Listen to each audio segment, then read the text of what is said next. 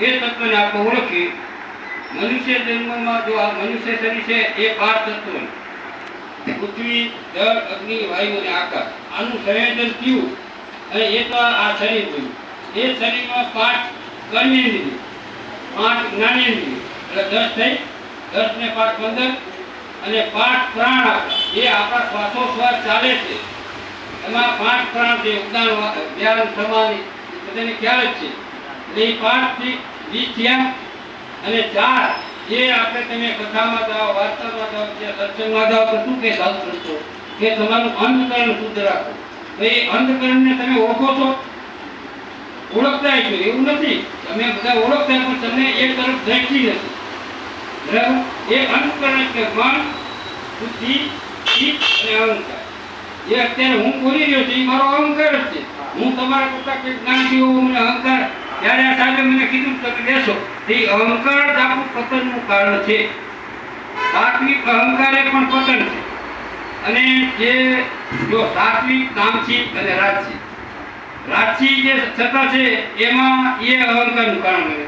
અને તામસિક એટલે જે એકદમ ક્રોધ આવી જાય, બદલો લેવાની ભાવના હોય એને પતાવી દેવાના, એ તામસિક. અને સાત્વિકમાં આ સાધુ સંતો જે છે એને પોતાને એમ થાય હું જ્ઞાની છું, હું મહાન છું, હું કથાકાર છું, એટલે એ અહંકાર એનું પતનનું કારણ બને.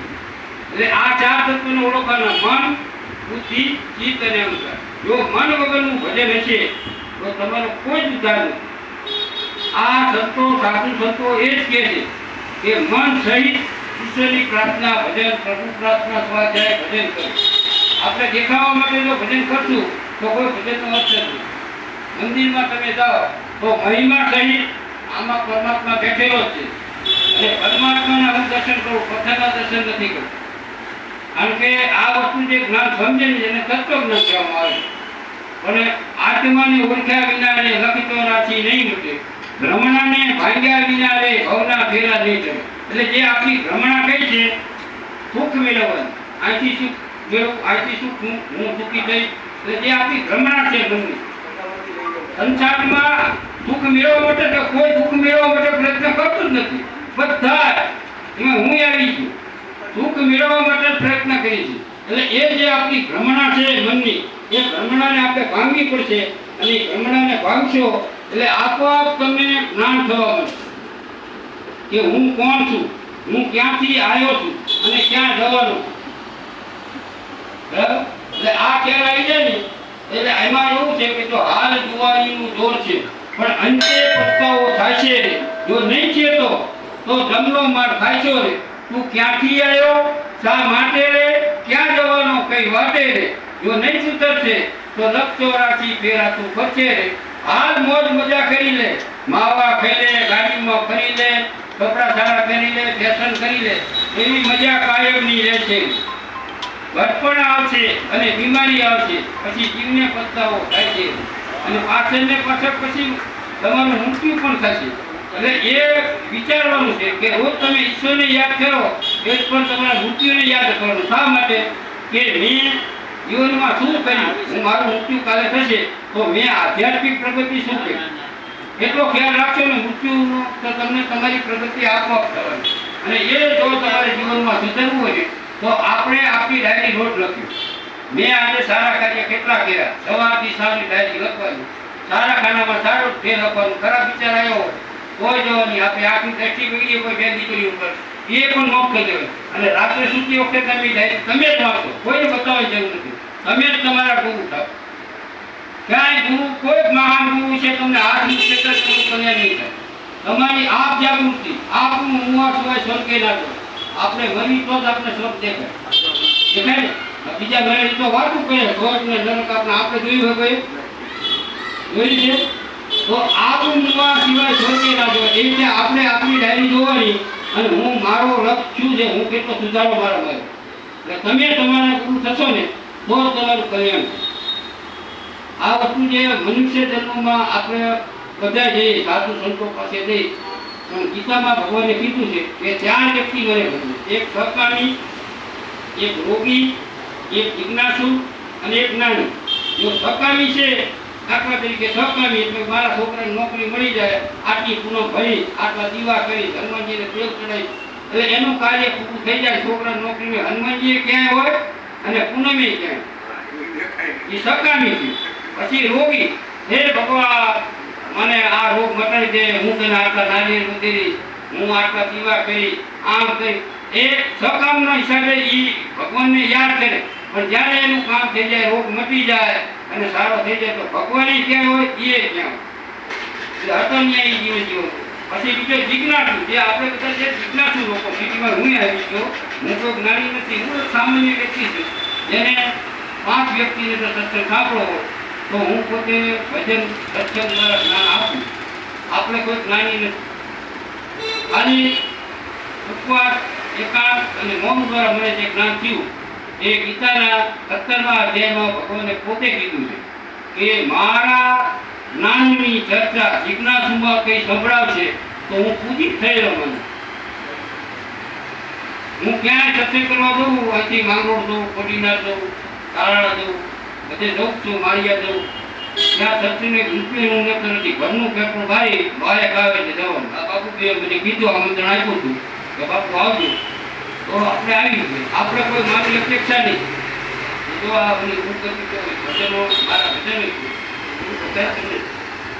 ભજનો મારા 900 લખેલા છે, પણ આત્મજ્ઞાન જે મને જ્ઞાન થયું ને એના આ કોઈને ઉતારો ને કે કઈ એટલે કેવા વ્યક્તિ હોય, દાખલા તરીકે તમે મંદિર આવતા હો, ઋષિમાં એક હતા, તમને દર્શન આપ્યું, એક માંથી રોજ મંદિરે જાય અને બહુ નહીં થયું મંદિરે જાય ને આ ઘરે કામમાં કંઈ કરતા અહીંયાથી ગામની ચર્ચા કરે બહુ સાથે જ ગયા અને અહીંયા જઈને ભગવાન આવું જોઈએ દાંત કાઢવા માટે મૂર્તિ આવું કાંટી આ દાંટ્યું આનો તો હશે આનો હવે એ કે પથરાની મૂર્તિ કે તારે શું હતી તો કે માં તમે આવો શું બધો પથરો જ માનતા હોય તો જરૂર જ નથી ને મંદિર આવવાની જરૂર જ નથી ને. તમે આપણે સાક્ષાત હનુમાનજી બિરાજે છે તો એ આપણે ભાવના અંદરથી હોવી.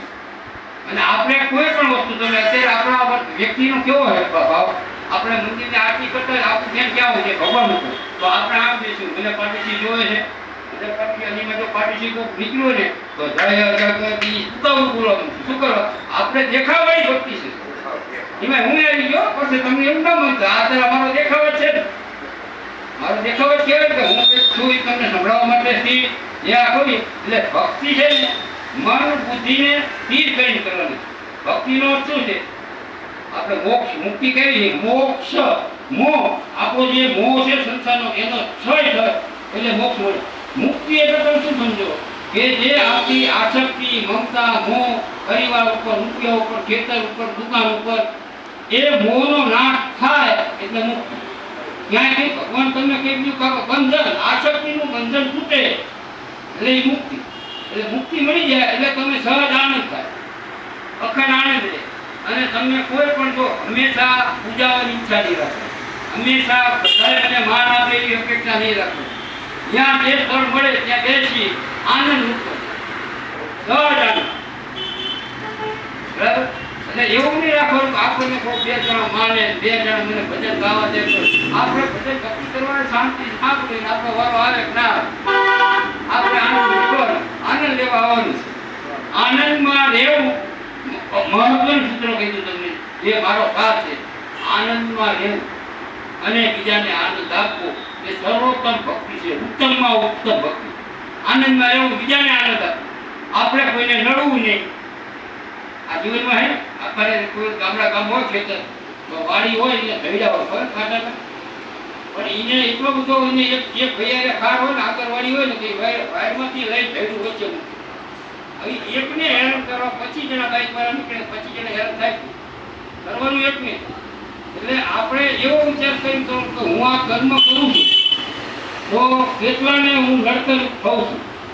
બરાબર? એ વિચારવું છે ને મારા દ્વારા કોઈનું અહિત થવું નથી અને બીજાને આનંદ આપવો એ આપણા જીવનમાં લક્ષ્ય હોય. ઉત્તમમાં ઉત્તમ ભક્તિ આ સાર કીધું ઉપનિષદનો સાર કીધું એક શરણાગત ભક્તિ. એ શરણાગત ગુરુ હોય, ગુરુ અને તમારા જે ઈષ્ટદેવ હોય ને એને શરણાગતિ સ્વીકાર લેવાની કે હે ગુરુ, હે પરમાત્મા તું રાખે હું રહીશ. બીજું સમર્પણ ભાવ એ પરમાત્માનો ગુણગાન ગાવામાં એના કોઈ પ્રસંગો હોય એમાં આપણે સમર્પણ ભાવથી સેવા કરવાની. એ ખાવા માટેથી સેવા નહીં કરવાની.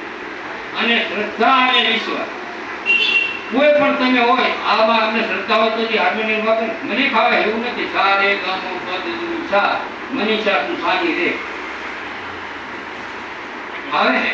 હું પસંદ કહું એવું નથી, ગૌરી હમણાં એવું નથી. બરાબર. પાક મેં ખપી જાના રે મંદો